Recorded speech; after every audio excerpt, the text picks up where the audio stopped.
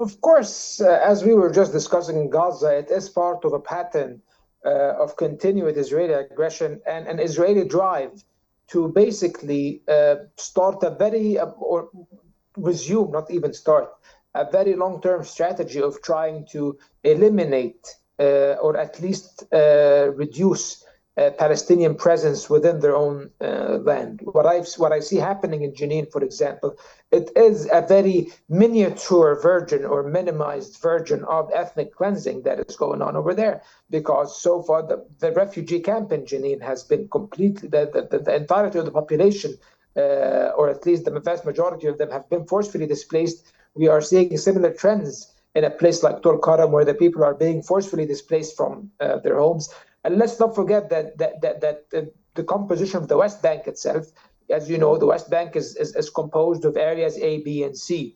Area A is the one that is under the control of the Palestinian Authority. Area B is under joint control, and Area C, which is over 65%, I think, of the total area of the West Bank, is completely controlled by Israel.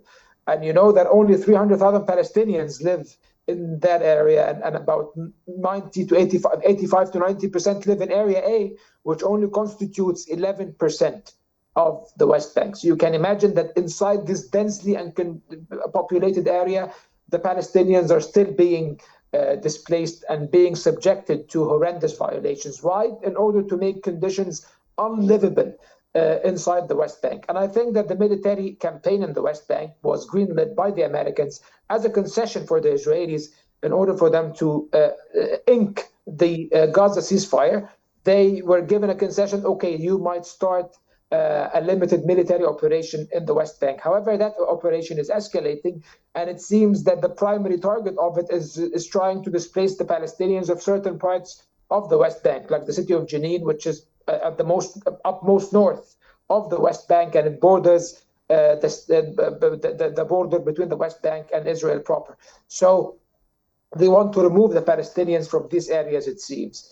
And I see that as part of a coordinated campaign of ethnic cleansing that the Israelis have been adopting for the better part of the past 15 years. And they are basically trying to replicate the disaster they have committed in Gaza, this horrible crime. They are trying to gradually replicate it in the West Bank. Mm-hmm.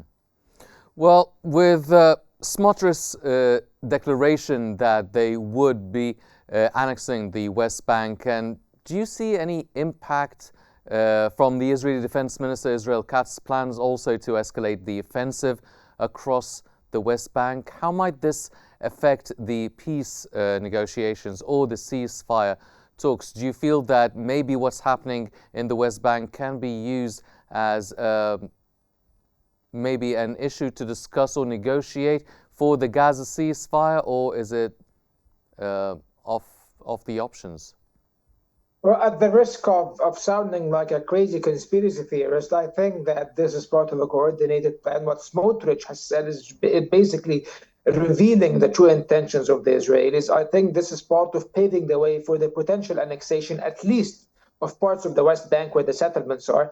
The settlements are built on around and their surrounding areas. They constitute a significant portion of the West Bank, I think about 20 to 30%, and they are populated by 600,000 Israeli settlers. So there are plans to annex, and overt plans, by the way, these are not secret, these are no secret, to annex at least those settlements to Israel proper in order to basically eviscerate the West Bank and make the establishment of Palestinian state in the West Bank and Gaza, of course, which has been wiped off the map, practically impossible, because some of these settlements are between the different towns and the different localities, Palestinian localities of the West Bank, which basically it turns the West Bank into a sea of isolated pockets of Palestinians, and this is the Israeli strategy. So I do not outrule a possible annexation of the West Bank,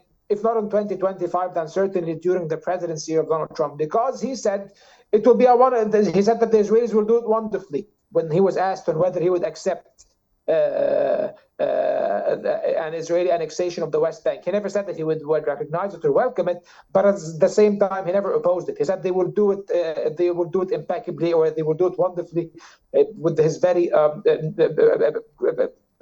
grade one choice of words President Trump usually does when describing such sophisticated matters. Yes. So I think, so I think that this is the situation we're facing, and we might see a potential annexation of the West Bank, or at least parts of the West Bank, and the Israeli government's military strategy in the West Bank is attempting to pave the way for that. And assuming that this would actually take place, what would you think what sort of effect do you think it will have on the stability of the whole region if they do annex the West Bank? It will be a disaster. It will basically make all the prospects for peace impossible. And when everyone, especially those Palestinians who have been oppressed and subjected to genocide in the Gaza Strip and to egregious violations of the West Bank, if they see that there are no prospects of peace, I think that the Israelis will find the answer. If they fear the repetition of the 7th of October, now they are guaranteeing that the 7th of October will be repeated if they pursue this sinister, vile, unethical course of action.